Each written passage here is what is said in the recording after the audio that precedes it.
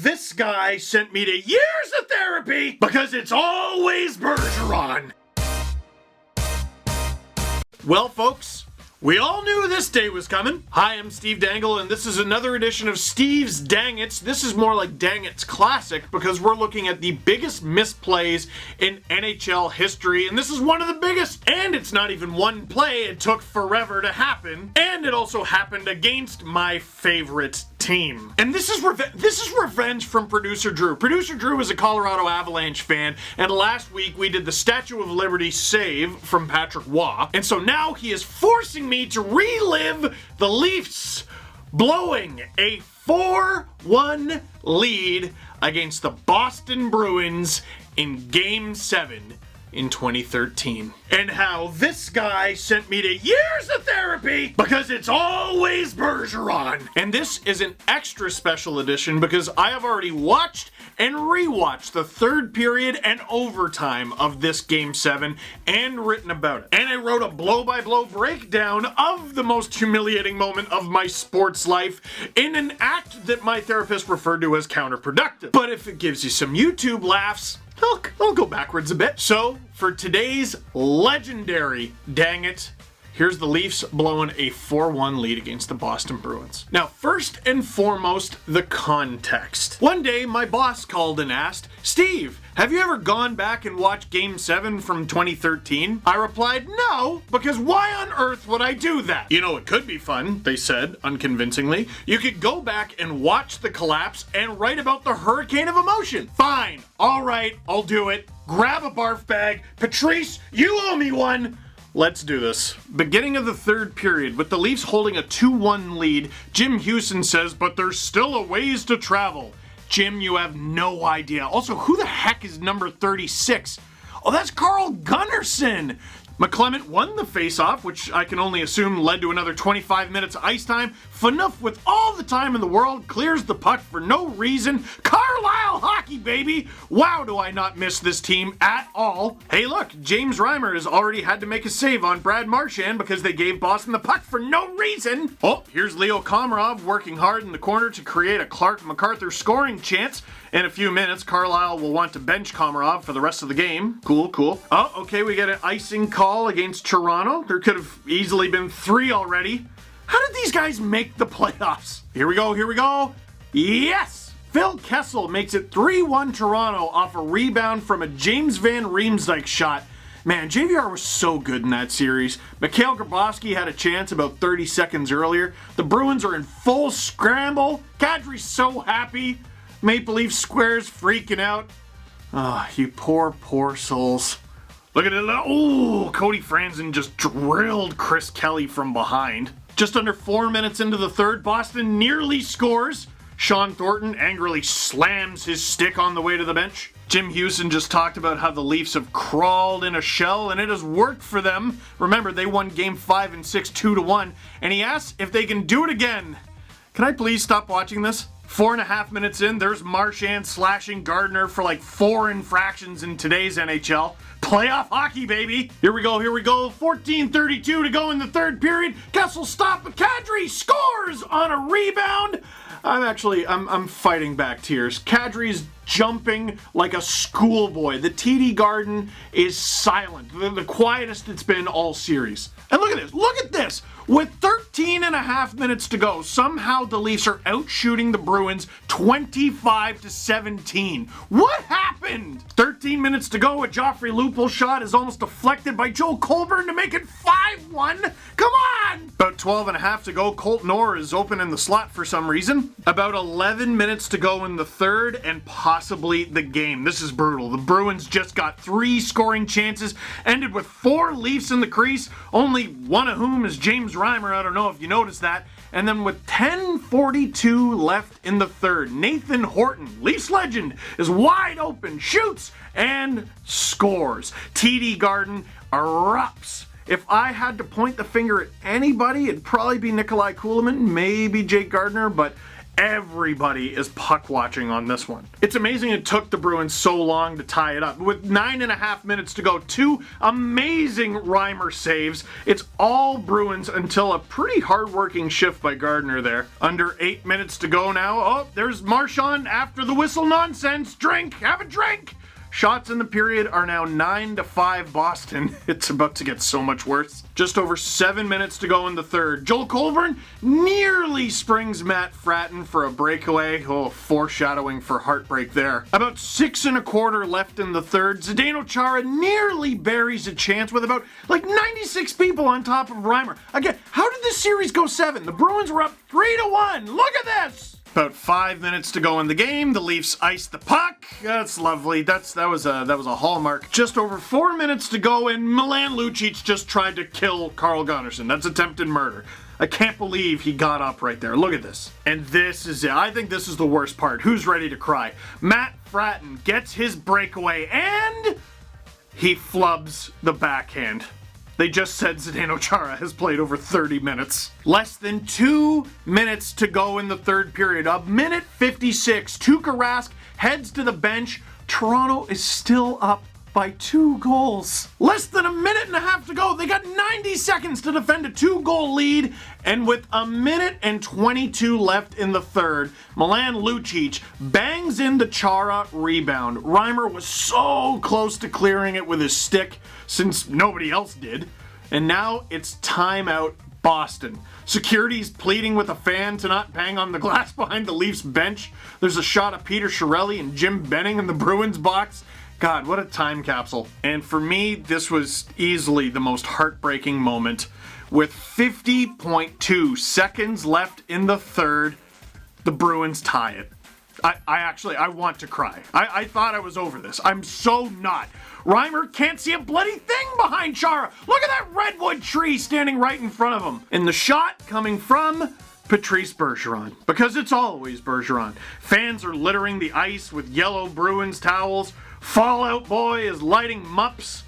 And it's time for the face-off now, and Randy Carlyle responds with a line of Jay McClement at center, Joffrey Lupul, and Nikolai Kulemin, because it's fun. 22 seconds left in the third. The Leafs respond with Jay McClement between Joffrey Lupul and Phil Kessel. Reminder, Tyler Bozak did not play in Game 7, so Randy Carlyle essentially had one center he trusted to take faceoffs. We almost didn't even get to overtime. People forget this. 14 seconds left in the third. Rich Peverley nearly makes it 5-4 Boston, but the clock winds down and we head to overtime. I can't imagine a single fan got up out of their seat to go to the bathroom or buy anything. And before we get to overtime, like this was the worst. This was easily the worst part. The Leafs had a 2-goal lead in Game 7 with 82 seconds left. And the Bruins only needed just over 30 to tie the thing. And I'm standing in Maple Leaf Square with all these Leaf fans, and we're all just watching the overtime sad. We know what's coming. We're not expecting the Leafs to come back and win this. Easily the worst part is when the Leafs were up 4-1, there was a chant behind me. Nah, nah. Nah, nah, nah, nah. Interrupted by me frantically looking back at them and going, "Shut up! What are you, brand new to Leaf fandom? Don't you know what you're doing?" They didn't know then, but in the intermission between the third period and overtime, they learned. Now, let's get to that fateful overtime. Before overtime even begins, I completely forgot that Brad Marchand literally just threw a water bottle on the ice to get the ref's attention. He just threw a water bottle at him. Hey, bud, I got something to tell you. And it didn't matter, because nothing matters. I'm very sad. A little over 2 minutes into the overtime, Joffrey Lupul absolutely robbed, or was it the post? It doesn't really matter. I'm dead inside. It was either Tuukka Rask or the post. I don't know which one of them it was, but one of them used to be a Leafs first rounder. I hate this. Only a few seconds later, Joffrey Lupul stopped again. I want to barf. About 4.5 minutes into overtime now, Tyler Seguin, another Leafs heartbreaker, stopped by Reimer. Anybody who thinks James Reimer lost the Leafs this game or series is clueless. He's the only reason this series went 7. This team stinks. And what happens next? I'll let the footage tell the story. Patrice Bergeron into the attacking zone. Delays and hangs on. The crowd forms in front. Sagan to the side of the net. Marchand's in front of the net. Sagan's shot was stopped by Reimer. Another shot off the wing. That didn't get through to the net. Might have hit Brad Marchand. Here's Bergeron with a shot. Rebound is loose. Sagan can't get it. Score! Brad Marchand!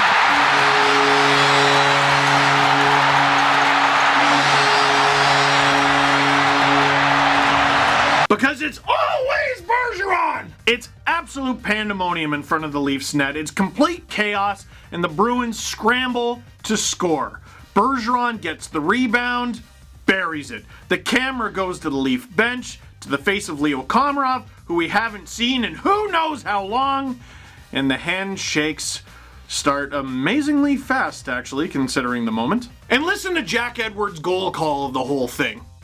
Marchand to Bergeron, the drive, save, rebound is loose. Sagan kicks it loose. Bergeron scores! Patrice Bergeron with the point of the dagger in their throats. They rip it out of Toronto's hands and kill the beast.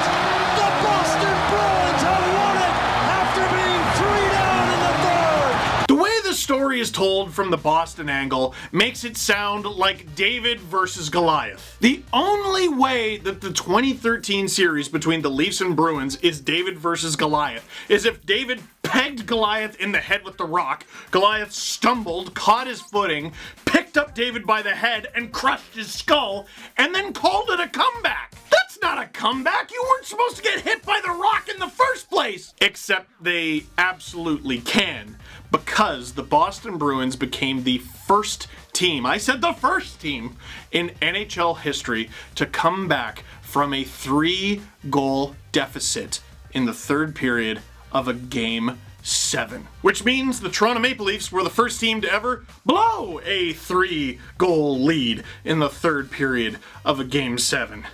This is torture. This is 7 years later. Why am I doing this? And then I, along with many other sad Leaf fans, head to Union Station for the very sad TTC ride home. And you know the worst part of all this? The worst part? Years later, I would actually get to interview Patrice Bergeron by complete fluke. Some of the biggest stars in the NHL were doing a press tour at Sportsnet, and I had several players scheduled, but Bergeron wasn't one of them. He casually stumbled to the set where I was standing, and he goes, am I supposed to be here? And I went, no, yes, absolutely. And I thought to myself, I don't have any questions prepared for him, and then I realized, I don't need any. I'm gonna ask that man about Game 7. I'm gonna do it right now, confront him to his face. And I gotta say, he was perfectly charming. It was the worst. I wanted to hate him so bad, and he's so nice. Have you ever looked Patrice Bergeron in his eyes? I have. It's amazing. And he's so nice that, like, I could just see in his face, he felt like he owed it to me, like an explanation why he caused me that much sadness. All right, Pat. I can call you Pat, right? Yeah, it's fine.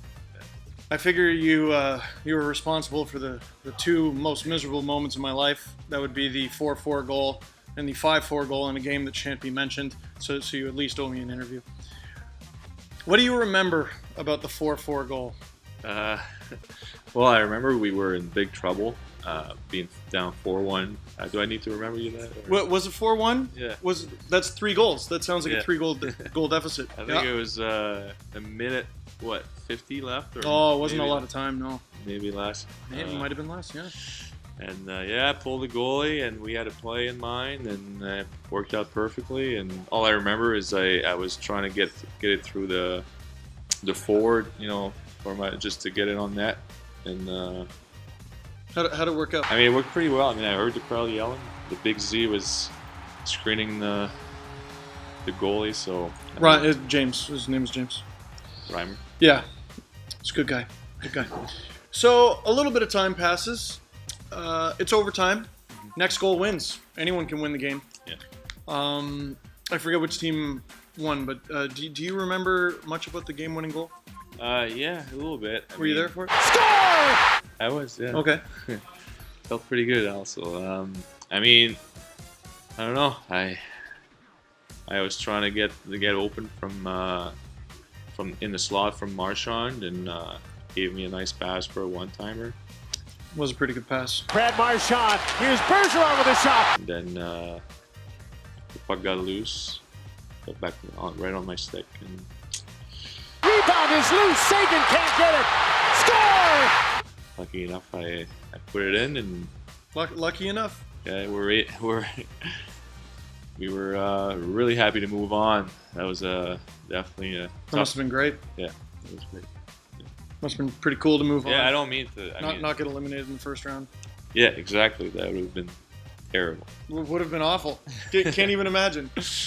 No, but that was a great moment. I wanted to be like, come on, Patrice, pay for my therapist. I've seen your cap friendly. But he was just so nice. It was awful. And that, ladies and gentlemen, is the heartbreaking, inspiring, and annoyingly handsome and charming story of how the Boston Bruins overcame a 4-1 deficit to beat the Toronto Maple Leafs in Game 7 in 2013. So, what'd you think of that video? And what would you like to see next? So far, we've made videos on the Steve Smith own goal, the Patrick Steffen missed net, the Patrick Waugh Statue of Liberty goal, and this, what do you want to see next? So that is it for this one. Thank you very much for watching. Click like if you like this video. Click subscribe if you really liked it. Tell your friends.